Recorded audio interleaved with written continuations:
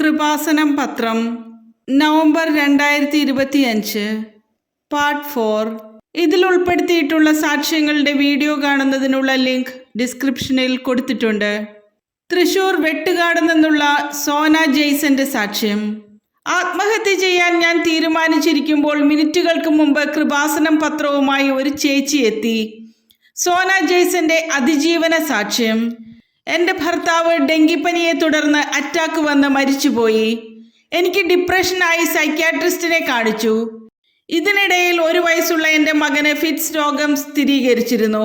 കടബാധ്യത മൂലം മുന്നോട്ട് എങ്ങനെ ജീവിക്കുമെന്നറിയാത്ത അവസ്ഥ. സ്ലീപ്പിംഗ് പിൽസ് കഴിച്ച് മരിക്കാൻ ഞാൻ തീരുമാനിച്ചു. ഡോക്ടർ കുറിച്ച് പ്രിസ്ക്രിപ്ഷൻ എടുത്ത് തലയിണയുടെ താഴെ വെച്ച സമയം ഒരു പരിചയവുമില്ലാത്ത ഒരു ചേച്ചി എൻ്റെ വീട്ടിൽ കയറി വന്ന് എൻ്റെ നെറ്റിയിൽ ഉടമ്പടി തൈലം പൂശി നിന്നെ രക്ഷിക്കാൻ പറ്റുന്ന കരം ഞാൻ കാണിച്ചു തരാമെന്ന് പറഞ്ഞ് ഒരു കൃപാസനം പത്രം തന്നു. ഞാൻ കൃപാസനത്തിൽ വന്ന് ഉടമ്പടി എടുത്ത് ബഹുമാനപ്പെട്ട ജോസഫ് അച്ഛനെ കണ്ട് പ്രാർത്ഥിച്ചതിൻ്റെ ഫലമായി മകന് സൗഖ്യം ലഭിച്ചു. തയ്യൽ ജോലി ചെയ്യാൻ ഒരുപാട് ഓർഡറുകൾ കിട്ടി. ഒരു പാർട്ട് ടൈം ജോലി ലഭിച്ചു. പുതിയ വീട് പണിയാനും സാധിച്ചു. ഇടക്കൊച്ചിയിൽ നിന്നുള്ള ഷാലറ്റിന്റെ സാക്ഷ്യം. ബഹുമാനപ്പെട്ട ജോസഫ് അച്ഛൻ്റെ പ്രാർത്ഥനയ്ക്ക് അത്രയേറെ ശക്തിയുണ്ട്. പനിച്ചു വിറച്ച് ബസ്സിൽ കയറിയപ്പോൾ ഒരു പ്രായമായ അമ്മ കയറി വന്നു. പിന്നെ നടന്ന അത്ഭുതങ്ങൾ. എൻ്റെ മകൾ എൻട്രൻസ് എക്സാമിന് വേണ്ടി പ്രിപ്പയർ ചെയ്യുകയായിരുന്നു. ഞങ്ങൾ ബഹുമാനപ്പെട്ട ജോസഫ് അച്ഛൻ്റെ അവർ ഡെയിലി ബ്രെഡ് എന്ന ശുശ്രൂഷയിൽ പങ്കെടുത്ത് പ്രാർത്ഥിച്ചു. മോഡൽ ടെസ്റ്റിന് 600 മാർക്കിന് മുകളിൽ മകൾക്ക് ഒരിക്കലും കിട്ടിയിരുന്നില്ല. ഞങ്ങൾ എക്സാമിന് പോകുന്ന സമയത്ത് എനിക്ക് നല്ല പനിയായിരുന്നു. ഞങ്ങൾ ബസ്സിൽ കയറിയപ്പോൾ ഒരു പ്രായമായ സ്ത്രീ വന്നു. അവർക്കിരിക്കാൻ ഞാൻ എഴുന്നേറ്റ് കൊടുത്തു. ആ സമയം ആകാശം പോലെ ഒരു മഞ്ഞ് കണ്ടു. അതിൻ്റെ പുറത്ത് നെഹെമിയ 2:20 എന്ന വചനം കണ്ടു. റിസൾട്ട് വന്നപ്പോൾ മകൾ എക്സാം പാസ്സായി. MBBSന് മകൾക്ക് ഗവൺമെൻറ് സീറ്റ് കിട്ടി. 20 വർഷമായി പണയത്തിലിരുന്ന ആധാരവും അഖണ്ഡ ജപമാല റാലിയിൽ പങ്കെടുത്ത് പ്രാർത്ഥിച്ചതിൻ്റെ ഫലമായി എടുക്കാൻ സാധിച്ചു. ദുബായിൽ നിന്നുള്ള മാത്യു സിറിയക്കിൻ്റെ സാക്ഷ്യം. ഉയർത്തിക്കൊണ്ടുവന്ന പ്രസ്ഥാനത്തിൽ നിന്ന് പുറത്താക്കപ്പെട്ട അവസ്ഥയിൽ തീർത്ഥാടക ഉടമ്പടി എടുത്ത് വിഷയം മാതാവിനെ ഏൽപ്പിച്ചപ്പോൾ സുപ്രീം കോടതിയിൽ നിന്ന് അനുകൂല വിധി വന്നു.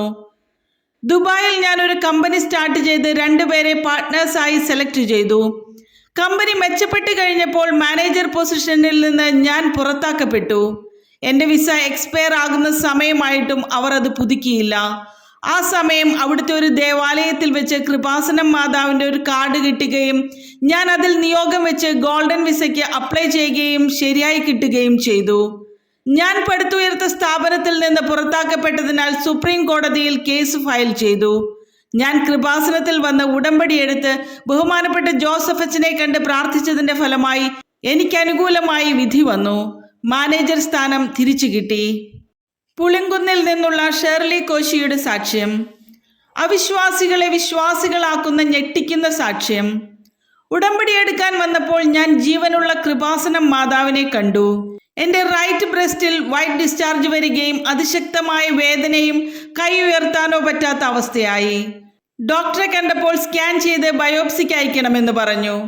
എൻ്റെ കുടുംബത്തിൽ ചിലർക്ക് ബ്രസ്റ്റ് ക്യാൻസർ ഉണ്ടായിരുന്നതിനാൽ ഞാനും വളരെ വിഷമത്തിലായി. എൻ്റെ അമ്മ കൃപാസനത്തിൽ ഉടമ്പടി എടുത്തിരുന്നു. എന്നോട് ഉടമ്പടി എടുക്കാൻ പറഞ്ഞെങ്കിലും എനിക്കത്ര വിശ്വാസമില്ലാത്തതിനാൽ അമ്മ പ്രാർത്ഥിച്ചാൽ മതിയെന്ന് പറഞ്ഞു. ഞാൻ സ്കാൻ ചെയ്യാൻ കയറുന്നതിന് മുമ്പ് എൻ്റെ അമ്മ പറഞ്ഞു, കൃപാസനം മാതാവിനെ ഞാൻ 3 പ്രാവശ്യം സ്വപ്നം കണ്ടു. മാതാവ് എൻ്റെ മുമ്പിൽ തെളിഞ്ഞിട്ട് നിന്റെ മുഖവും കാണിച്ചു തന്നു. അതിൻ്റെ അർത്ഥം മാതാവ് നിന്നെ തൊട്ടു എന്നാണ് എന്ന്. സ്കാൻ ചെയ്തപ്പോൾ എനിക്ക് യാതൊരു പ്രശ്നവുമില്ല. പിന്നെ ഞങ്ങൾ കൃപാസനത്തിൽ വന്നെങ്കിലും ഭർത്താവ് ഉടമ്പടി എടുത്തു. അടുത്ത പ്രാവശ്യം ഞാൻ ഉടമ്പടി എടുക്കാൻ വന്നപ്പോൾ അൾത്താരയിൽ പരിശുദ്ധ അമ്മയെ ജീവനോടെ കാണാൻ സാധിച്ചു. തലശ്ശേരി വെളിമാനത്ത് നിന്നുള്ള സൂസമ്മയുടെ സാക്ഷ്യം. 20 വർഷമായി എനിക്കൊരു ഭവനമില്ലായിരുന്നു. ജപമാല റാലിയുടെ സമയത്താണ് വീട് പണി തുടങ്ങിയത്. ഉടമ്പടി വഴി 5 മാസത്തിനുള്ളിൽ കൊറോണ സമയത്ത് 2 നില വീടിന്റെ പണി പൂർത്തിയാക്കി താമസമാക്കി. എനിക്ക് 20 വർഷമായി ഒരു ഭവനമില്ലാതെ വിഷമിക്കുകയായിരുന്നു. ഒരു കാറ്റ് വന്നാൽ പോലും വീടിന്റെ ഷീറ്റ് ഇളകി പറന്നു പോകുമായിരുന്നു.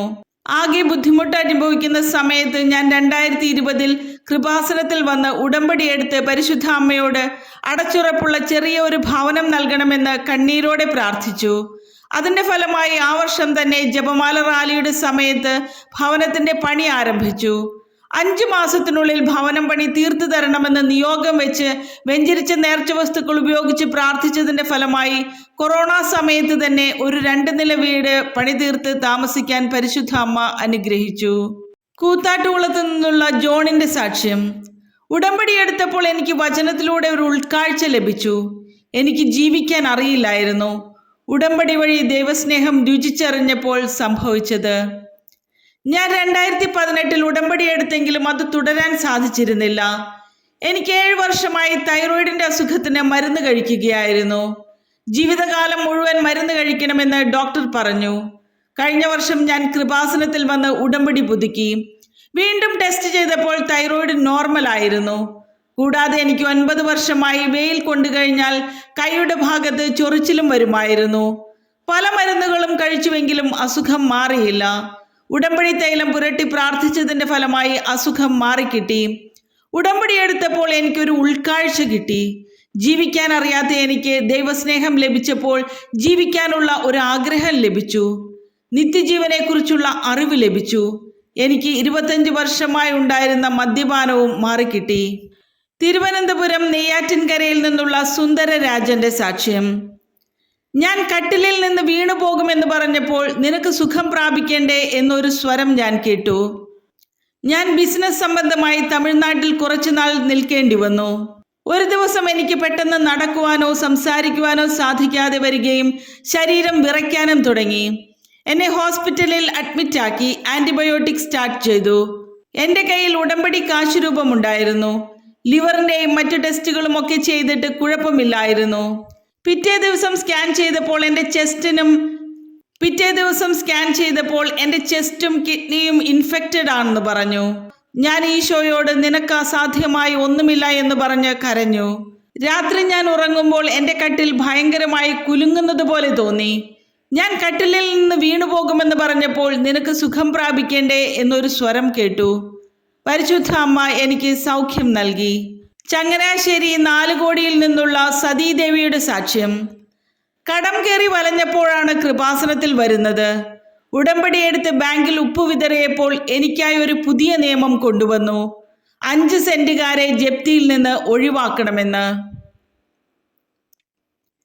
എൻ്റെ മകളുടെ കല്യാണ ആവശ്യത്തിന് വേണ്ടി 8 ലക്ഷം രൂപയ്ക്ക് ഞാൻ വീട് പണയപ്പെടുത്തിയിരുന്നു. അതടയ്ക്കാൻ പറ്റാതെ 16 ലക്ഷം രൂപയായി. വീടിന്റെ ജപ്തി വന്നപ്പോൾ ഞാൻ കൃപാസനത്തിൽ വന്ന് ഉടമ്പടി എടുത്ത് പ്രാർത്ഥിച്ചു. തിരിച്ചു പോകും വഴി ബാങ്കിൽ കയറി മാനേജറെ കണ്ടപ്പോൾ പൈസ കൊണ്ടുവന്നോ ഇല്ലെങ്കിൽ നടപടി സ്വീകരിക്കാൻ പോവുകയാണെന്ന് പറഞ്ഞു. ഞാൻ കുറച്ചുകൂടി സാവകാശം ചോദിച്ചു. മാനേജർ റിട്ടയർ ആകുന്നത് കൊണ്ട് സെക്രട്ടറിയോട് എൻ്റെ കാര്യങ്ങളെല്ലാം മാനേജർ പറഞ്ഞു. 4 മാസം കഴിഞ്ഞപ്പോൾ 5 സെന്റുകാരെ ജപ്തിയിൽ നിന്ന് ഒഴിവാക്കുന്നുവെന്ന നിയമം വന്നു. പിന്നെ എനിക്കൊരു ജോലി ലഭിച്ചു. എൻ്റെ കടബാധ്യതകളെല്ലാം മാറി. കോട്ടയത്ത് നിന്നുള്ള ജെൻസി അബ്രഹത്തിന്റെ സാക്ഷ്യം. ജപമാല റാലി കഴിഞ്ഞ് 2-ാം ദിവസം എൻ്റെ സൺബേൺ മാറി. മരിയൻ ഉടമ്പടിയുടെ not by merit but by grace അനുഭവം എൻ്റെ ജീവിതത്തിലുമുണ്ടായി. എനിക്ക് സൺബേണിന്റെ അസുഖം മൂലം ഒരുപാട് ഹോസ്പിറ്റലുകളിൽ പോയി മരുന്ന് കഴിച്ചിട്ടും മാറ്റമില്ലായിരുന്നു. ഞാൻ കൃപാസനത്തിൽ വന്ന് ഉടമ്പടി എടുത്ത് പ്രാർത്ഥിക്കുകയും ജപമാല റാലിയിൽ പങ്കെടുക്കുകയും ചെയ്തതിൻ്റെ ഫലമായി ജപമാല റാലി കഴിഞ്ഞ് 2-ാം ദിവസം എൻ്റെ കഴുത്തിലെ സൺബേൺ മാറിക്കിട്ടി.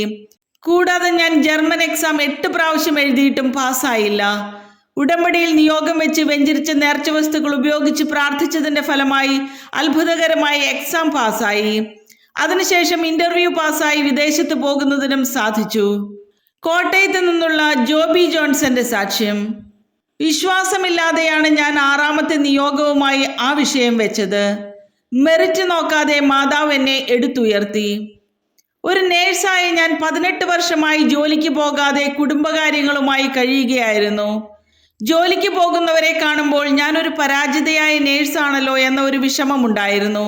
അങ്കമാലി ഗവൺമെന്റ് ഹോസ്പിറ്റലിൽ ഡയാലിസിസ് യൂണിറ്റിലേക്ക് ഒരു വേക്കൻസി ഉണ്ടെന്നറിഞ്ഞ് ഞാൻ അപ്ലൈ ചെയ്തു.